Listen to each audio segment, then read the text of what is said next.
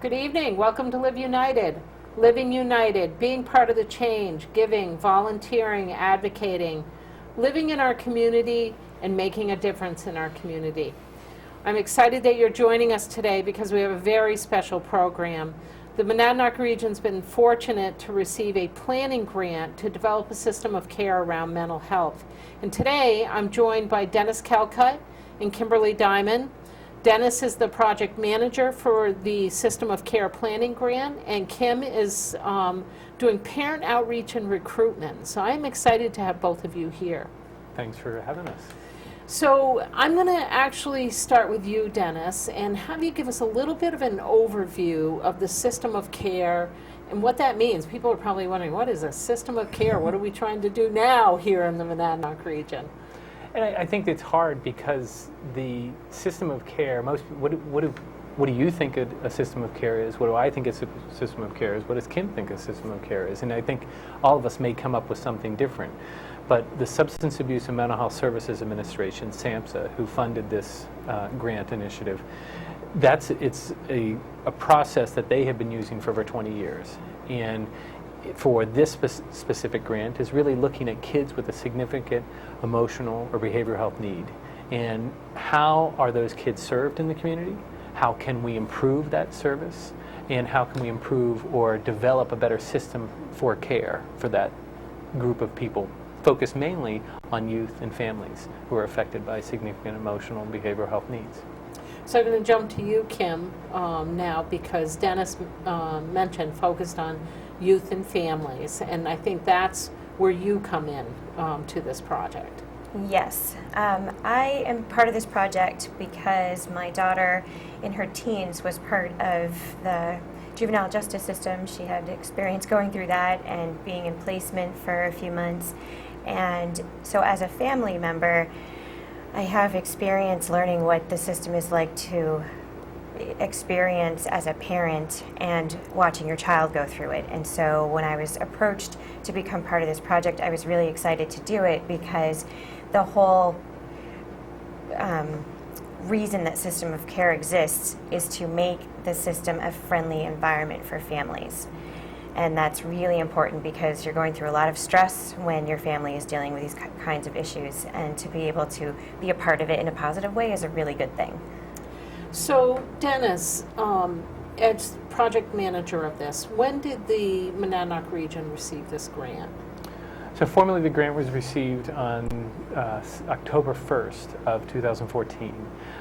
There was a bit of a delay before the real start of the work occurred. I started working after an interim person was in the position. Marge Drappa was first there, and then I stepped in as of January 26th. The grant year would have gone through until September 29th, 2015. We were fortunate to receive an extension since our grant started late, and our extension will be up to a year. But if our work is completed prior to that, it will allow us the opportunity to do more with regards to starting what we may be looking to do.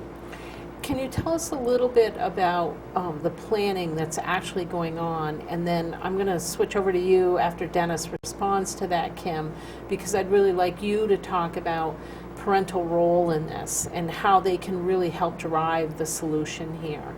So if you could tell us really what's happening with this planning grant that we have. So the first part of it was to bring together people such as Kim, people such as individuals at Antioch, individuals within the community from MFS. Phil Weisick has been helping out. But we created a steering committee to help guide the process. Then we also created and have been working to further develop what's called a planning expansion team, which is a broader representation of the community. But as with any planning process, it's really about getting involved in what we'd want to look at. So who's the target population? What are our values? What is our mission? And where Kim really comes into this process is system of care from the Substance Abuse and Mental Health Services Administration is really about it being youth guided and family driven, and really pushing those specific pieces. And I make the comparison when you compare a physical health ailment such as cancer, who drives that process? Who is really guiding that? And a lot of times it's the family. The family gets to make those decisions. And for some reason, many within our community, and not just within the community of the Monadnock region, but the broader community around the country, the people who are affected by significant mental health or emotional health struggles, they're not always at the center of that process, and that's what we're really trying to change. So some of the planning has been around just developing the group of people to do the planning. Some of it was really specifically written into the grant. So one piece is to have a community readiness assessment, and where we went out and interviewed key informants in the region to really start to understand what's out there and who's doing what, so we can understand that aspect of it. And then another piece of it is to bring in the Southwest Region Planning Commission and have them help with an asset mapping process. And that they'll eventually create a physical map for us to look at it, but it will start to identify places in the community that services are delivered, and we start to understand the gaps that may exist. We start to understand the strengths that may exist, and we take that in combination with the community readiness assessment, and that will guide that planning for as we move forward. So first, looking at the populations we want to address, looking at where we might want to put some pieces in place. So are we going to try to do some pilots, pilot something within a school district, pilot something within an individual school, look at collaborative work between Monadnock Family Services and Antioch, or how do you really look at all the different aspects of system of care, which is first the care of that population, but then some of it's around workforce development. Some of it can be around the involvement of youth and family in that. So a big piece of why it's important for us to be talking to you at this time is how do we help and get more family and more youth involved in this. And I really want to turn to that because you mentioned youth and family driven and focus centered. And I think that's a key part of this grant, what makes it a little bit unique. And when you really think about the consumer in a way of this, Kim, you talked about your daughter having an experience with the system. And I know one of the things that's been talked about is that oftentimes parents and youth end up losing control in the current mental health system of their ability to make decisions, that it can oftentimes become almost like a legal matter, and where it's taken out of your hands. And this is really an opportunity to build a system of care that continues to allow parents and youth to have a voice in their own care and their well-being. So tell us a little bit more about why that's so important, Kim, and what you're trying to do. It's important because when you have a child or a family member who's struggling, there seems to be a stipulation for every single bit of help that they might need. If you're in the school system, you have to have a 504 or an IEP. If you need your child to have residential care, there's a whole other list of hoops that you have to jump through because it becomes the responsibility of the school system to pay for it. They don't have necessarily the funding to do that. It becomes the financial burden of the parents, and they might not have the funding to do that. And the further your child or your family member gets into the system, the less control you have as a family, for sure. And often your child needs to be arrested for something before they will get the help that they need, or they have to be identified at high, serious risk. While all of these problems are stirring, nothing's really able to happen, and so you end up in crisis situations. And then when you're in the crisis, it's stressful. It's stressful for you, it's stressful for your child, and the system just takes over. And like with the system of care, systems don't care. A system is a bunch of processes and procedures that are put together because of funding and staffing and resources available, but it doesn't care. But the people create those systems, manage those systems, and govern those systems. So if we can change our mindset as to how we want to set up a system, it can become a system where it cares for the family and doesn't just deal with the issue and the problem as though it is just, we're not human beings. And it's really important to get involved because you never know if your child is, or a family member is going to become involved at some point, and you want to be able to have that say as to what happens. And, you know, I think one of the things that I really want our viewers to be mindful of is you never know when a mental health or a substance abuse issue is going to touch a family member or a neighbor or a friend. And so it's so critical to be involved now, early on in these kids' lives. You know, a lot of the research shows that we don't even see some of the mental health issues emerge until they're between 18 and 24. So what can we be doing? Because there's warning signs, and if we can create this system of care that you're talking about, Kim, where people really do care for a person rather than just dealing with the behaviors that they're exhibiting and trying to take them and put them wherever they need to be because of laws or policies or whatever it is. That's what becomes critical. Now you're trying to recruit people to actually be involved in helping define this system of care. So it's not just Dennis, a professional, or his steering committee, who has a lot of professionals sitting on it. It's really about making sure that people who have been recipient of those services are part of helping design this system so that it is meeting needs. So how do people get involved? Well, people can get involved. We have the second Wednesday of every month. We have a meeting for this grant, and it runs 4 to 6 at the Keene Middle School.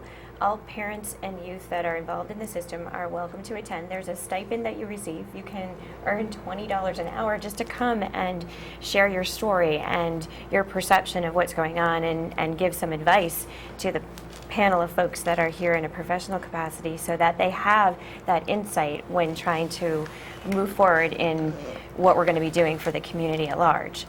Now, Dennis, this group is actually reviewing plans. So when a parent does come or a young person comes to those sessions, they're seeing what's being planned and they're able to give input into that plan. Is that correct? Yes, it's a public document.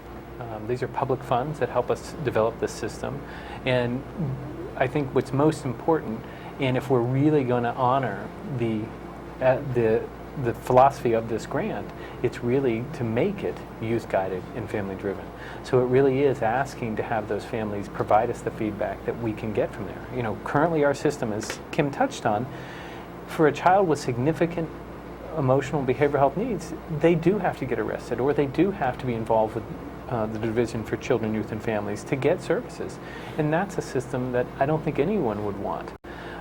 So if we can have families participating in this process and helping guide that, because every time, I think I could say that every time a family has come to one of our meetings, or Kim has done this for us, or the youth that have been involved in the process, they've offered really interesting pieces of feedback that help guide us and shift us in different ways you never thought would exist, because at times it's all the professionals sitting there, and then when that family member speaks, that they're coming with it from experience. And that happened in some of the community readiness assessment interviews, but most of it really happens when, you know, we had a youth at one of our meetings when we were just talking about our values, and she just pointed out very simply, why is this piece of information equal with, you know, on the same line as that, and everything else has its own line, you know. And so it was just pointing out how we may be looking at something, and I think it's so important for us to be doing that, to really take that feedback and use that feedback. So, Dennis, what do you hope comes out of these planning sessions? And Kim, I'm going to ask you the same question. I hope that in the end we're able to provide and develop something that's innovative, that's really caring of the people affected by mental illness or having a significant emotional behavioral health need. Even if it's small, I think it is imperative. When you hear the stories of the families who've been affected by mental health issues or affected by substance use issues, it's imperative that we do something. And I think it becomes imperative for us to really reach out to the community. And I appreciate the opportunity to do this, because this is another avenue for us to do that. It's so imperative for us to get those voices to the table and help hear that feedback. And it's not as if they have to come to the table. They can come to, if there are particular parent groups that are already meeting, we can go to them. Kim can go as a family member if they want to just hear from a family member. You know, it's nice that Kim is here because she's a representative of this grant in this process. She's taken on a role through NAMI New Hampshire as part of this process. to really help us. So I see my role as to help facilitate the process and get myself out of the way if that's causing anything, any obstruction to get the information from families. So it really is saying to families, provide us that feedback. Here's the plan, here's what we're thinking, here's the directions we're thinking we should be going. But if you're telling us that that's not the right direction, we need to know that. So I'm going to ask you, I'm going to come back to you after Kim speaks here and ask you about some of the direction that things are taking right now. So Kim, response to the same question, what do you hope comes out of this?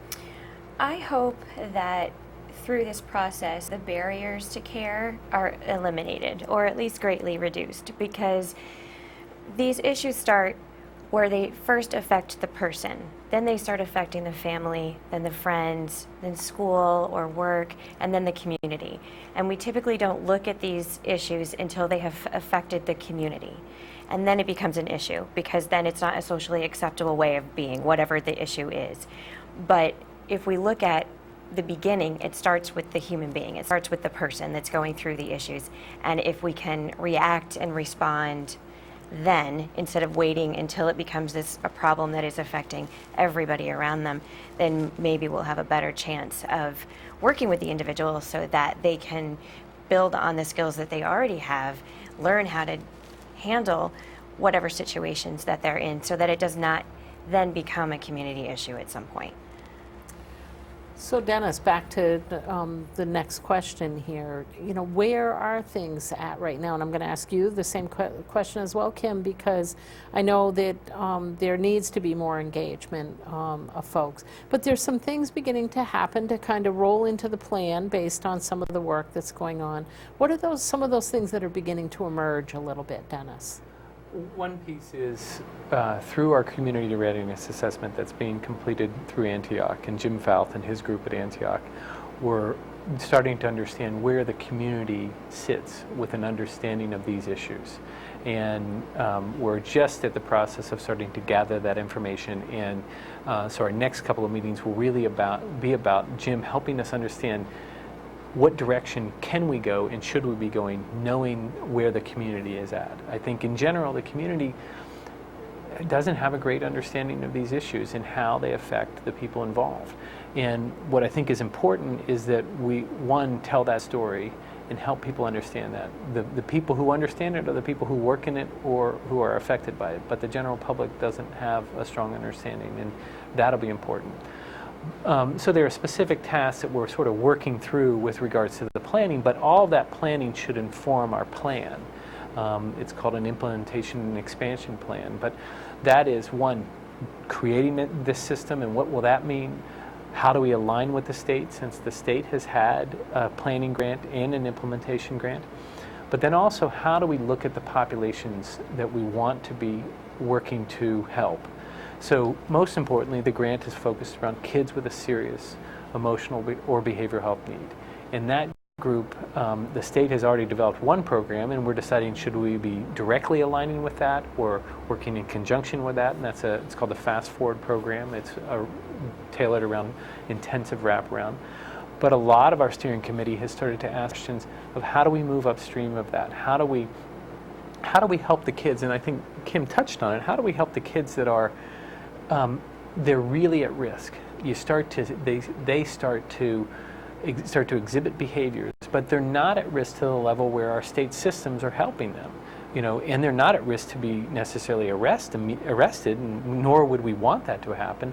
But that population of kids, and what types of programs can we put in place to help that population?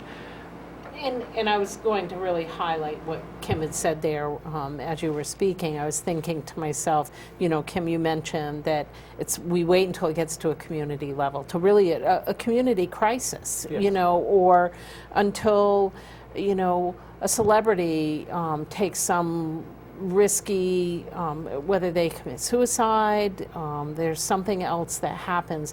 It brings a lot of public attention to it. And how do we bring that public attention to it when it's really about the human being? And it's about the issue of mental health, and that we've got to remove the stigma that's really attached to this in thinking that it has to go to this crisis situation. This is much like a disease. People live with this, and some people live with it all their lives. And there's things we can do. We can create systems of care. We can be caring about human beings so that we can get upstream, make a difference in people's lives, and they can live successfully. And in relation to that, one of the things we're fortunate to have in this region of our state is there are a lot of initiatives that are really focused on getting upstream of some of these issues. And so one of the questions that we're asking as a committee and as a steering group is, how do we collaborate with them? You have some very interesting things happening. Everything from Impact Monadnock, which is really focusing on that younger population. But then you have the Kids Collaborative through the Keene Housing Authority. You have a lot of work being done with the substance issues related, and I think that's unfortunately, but also fortunately, that level of understanding is starting to come out because of how it's impacting our society. So there are many initiatives, and I think what also is important for us to be thinking about is this population is very important, and I would say is the most important area to be focusing on, because it's the social emotional health.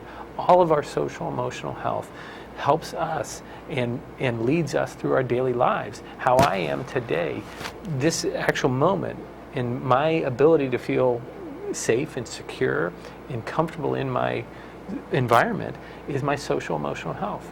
And all of us, if we can improve that social emotional health, that will be those upstream types of things that we need to be focusing on. But then we need to be laying in and really working with that population as they exist right now, too. And I'm going to come back to you because you mentioned a wraparound, and I'm sure that people are saying, what was that thing you just talked about? They're probably thinking a wrap like you buy in the store, so we'll come back to that in a minute. Kim, what do you see emerging out of this right now? What do you begin to feel and see happening as a parent? Well, I see a lot of organizations coming together to really have a conversation about what the real deep-rooted issues are and what we can do about it. There's a lot of philosophy going on. There's a lot of critiquing and analyzing and really trying to get to the root core of the issue, which one of those is what Dennis was talking about, that the public at large doesn't have a general awareness of what's going on. And I think beyond having more people become aware of what it's like to have a family member in some sort of crisis, we need to be able to know what to do about that, what to do about it if we see it, if we're living it, if it's our own behaviors or the behavior of a friend or family member.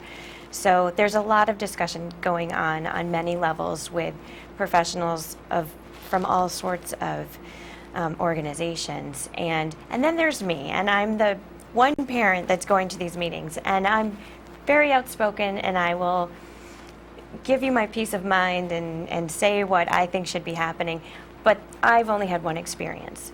And so I know that there are a lot of people out there that have had maybe similar but also completely different experiences within the system that I had with my daughter. And I would really love to see more parents coming and more youth coming to talk, because I can only do so much as one person. And it would be great to get more perspectives around the table, because I think that will be able to propel this process along.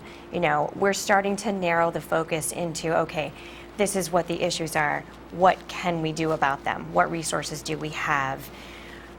Where is the community at with this process? How do we, what do we start to implement? And I think that with more voices around the table that are actually living in the system and are being personally affected by it, it will really help to get us to that next step as to exactly what to pinpoint first. Because there's a lot of things to do, and we want to do, what's going to make the greatest amount of impact for everyone. And I think you mentioned that you have one perspective on that because of your own life experience with it. And people do have different life experiences with the system. Yeah. The system for them may have been the school, or it may be their daycare center. Because very early on now, they're showing that, you can see toxic stress in young people, and that will carry through in terms of mental health and at-risk issues in terms of behavioral health overall later in their lives. So I'm going to ask you to share a little bit about your perspective on it. But I bet there are a lot of parents out there who are dealing with different aspects of the system. Some may have dealt with the judicial, some in DCYF, the Division of Children, Youth, and Families. And some people, it may be much smaller for them that they're dealing with. But you want to get to them before it becomes that need for treatment and your child's taken away by the judicial system and sent somewhere.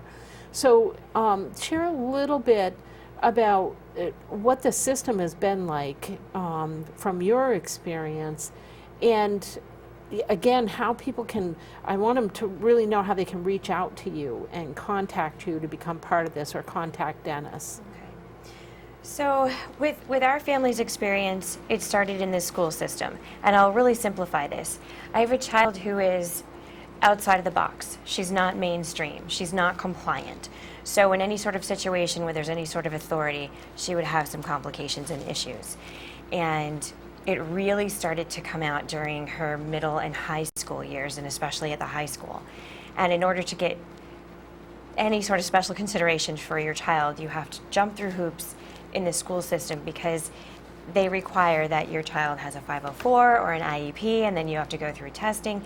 No child wants to be told that there is something wrong with them. And when you have to go through testing to be identified as a certain way, then you're already setting that child up for failure, in my opinion.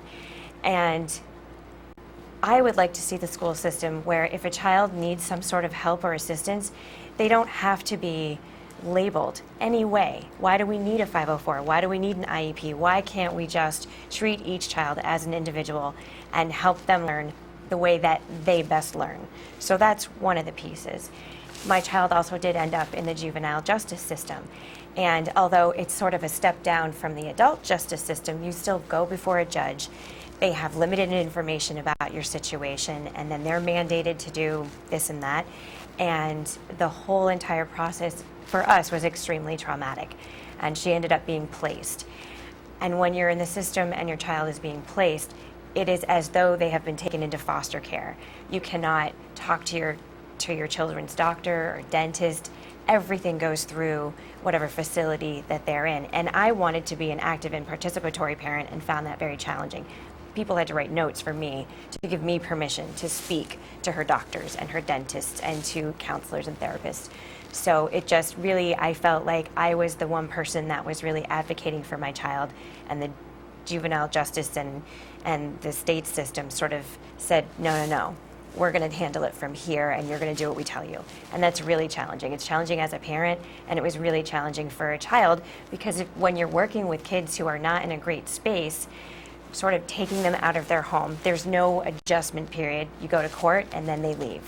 And then you come back to court, and they tell you whether or not she's ready to come home. And if your child's not ready to come home, they bring them back right after court, or they send them home right after court.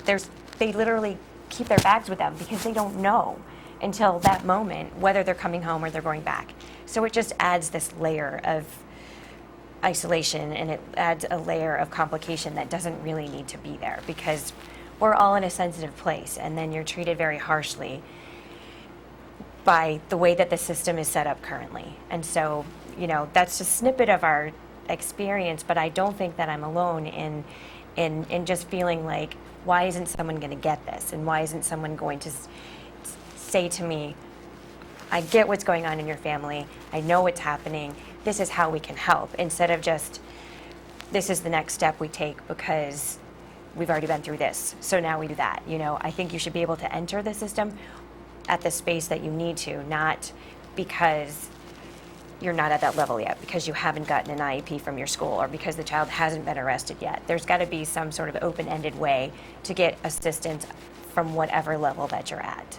Well, and I think that that's what's unique about this planning opportunity, is to really be able to look at things like that, because I think oftentimes the system looks at things in one way, and they look at it and they say, this parent can't be responsible for their child. And that may not be true. You know, when there's mental health issues, parents can be great parents, they can be doing everything possible, and sometimes it's not enough and you need support. And you mentioned that word, support. And I think that's a very different word than saying we're going to come in and take the decisions and make the decisions about how you should be parenting your child, what's going to happen to your child. So I think this is really about empowering our citizenship, all of us, not just the parents of these young people, but all of our citizenship, whether you're in a school environment and a teacher perhaps, or the neighbor to someone, but really to empower them to be part of saying, how do we support this individual living a healthy, successful life? And Dennis, I want to make sure people know how to reach out to you as well. Well, and if I could just follow up one little piece as a comparison that may be helpful, is that, you know, if a person has cancer, are they blamed? Did the choices get taken away from them? No. And that's what's happening currently. Not always, but it does happen. You know, that the families are blamed, that the families aren't given the opportunity to be really part of this process.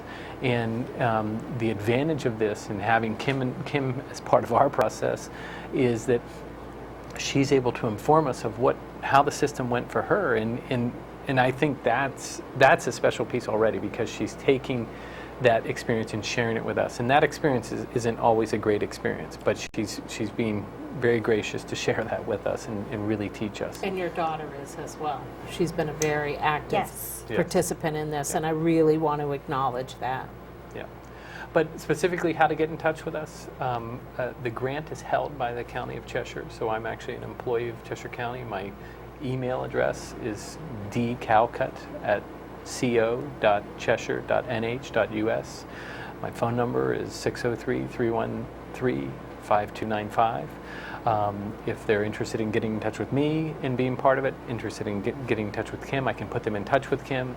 Kim's in the process of getting a more formal email so that we can get that out there and people can reach out to her directly. But we just want to hear the feedback. We want to get people involved. And that's important. And I mentioned I was going to come back to you to have you speak to the wraparound, because as Kim was talking, you know, really thinking about this from the human perspective and allowing for that empowerment of decision making and really support to go on. Wraparound is really a concept built around that strategy. So can you tell us a little bit about wraparound, because it's something that's being looked at. This is where the parent and the youth voices are so critical to think about what will that really look like if we did something like that here in the Monadnock region.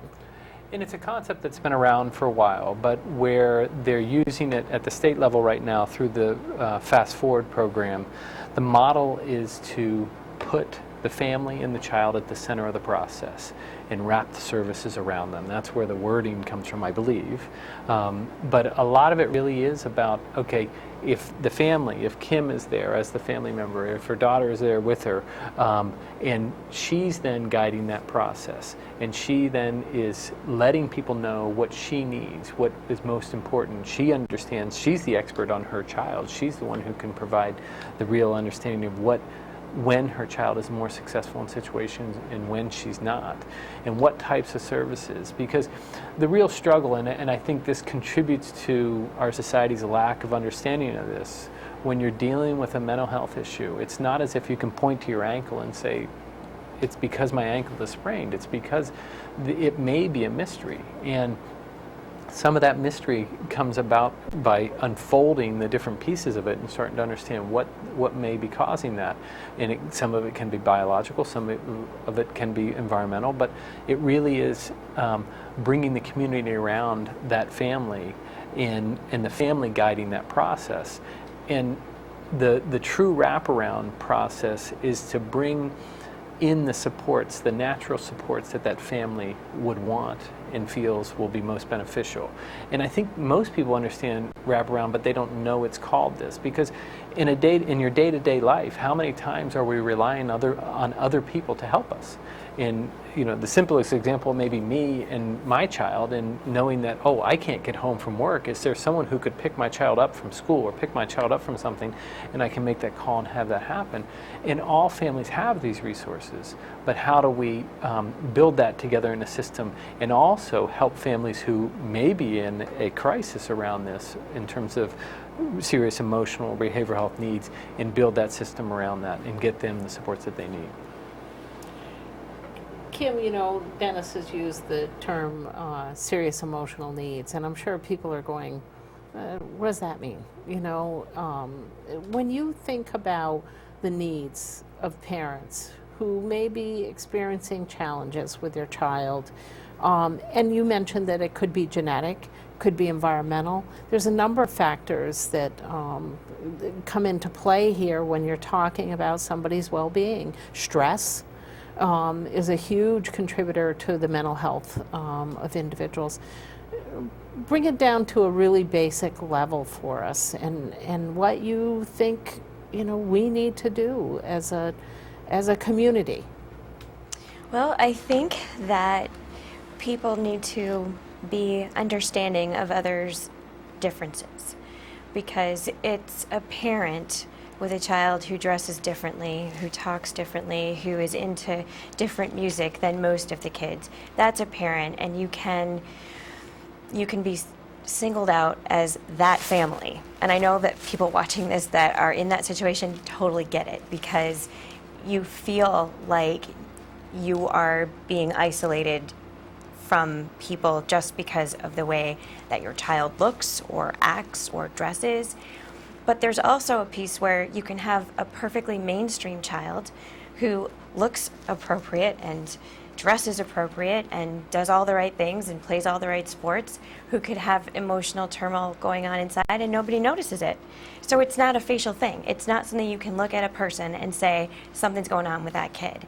And I think that if we could be open to the fact that this could be happening to anyone at any time, and just because of the way that someone looks, whether they look mainstream or not mainstream, does not identify them as having an issue.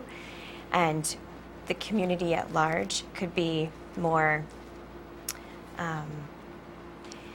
inviting of themselves to people when they're different, accepting of differences, not accepting of poor behavior, but definitely accepting of differences. I think that's where it really starts, because you're already having an issue in your family. You don't want to be singled out by other parents in the community. That's very, very hard. It's hard for you as a parent, and it's hard for your children. And it's really hard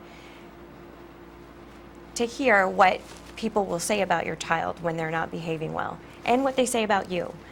And there are definitely parents who have their own issues going on, where it's very hard for them to be a parent and be present because they have their own mental crisis going on, or they're substance abusers, something like that. But there's a whole lot of parents that really do care and are really trying their best, and circumstances in their lives are just tougher than others. And I think that we have to be aware of that as humans.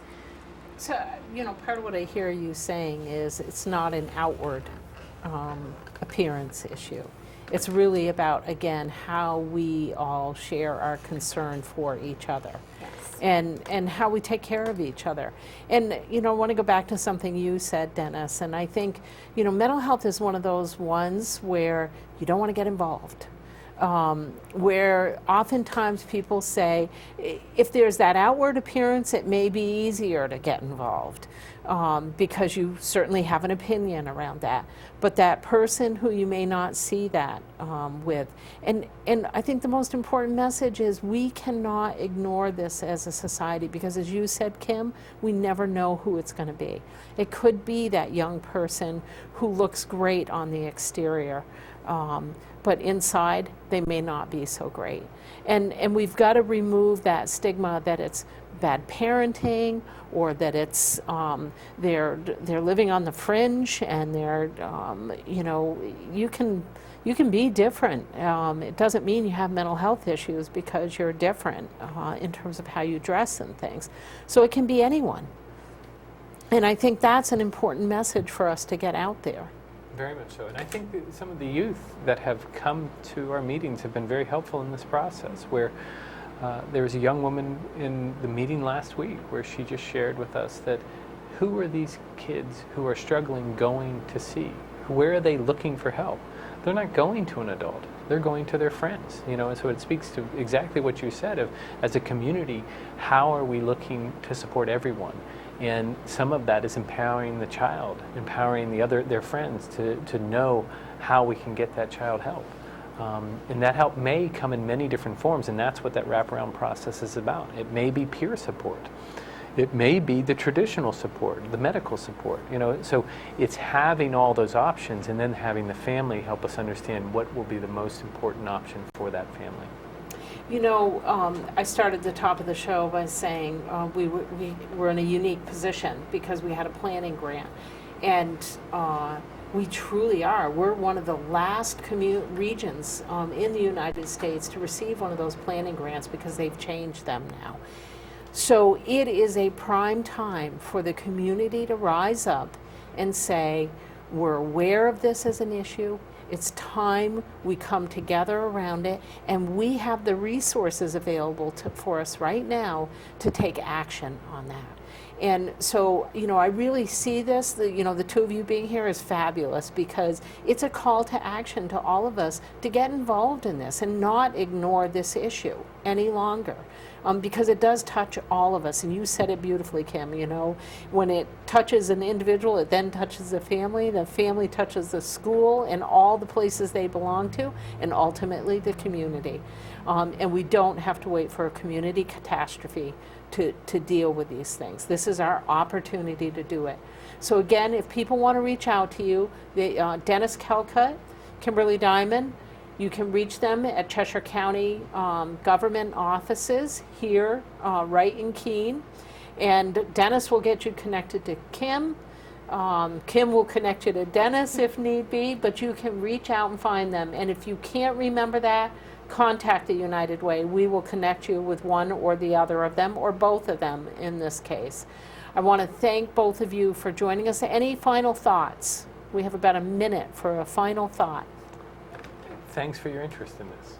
I think that's most important.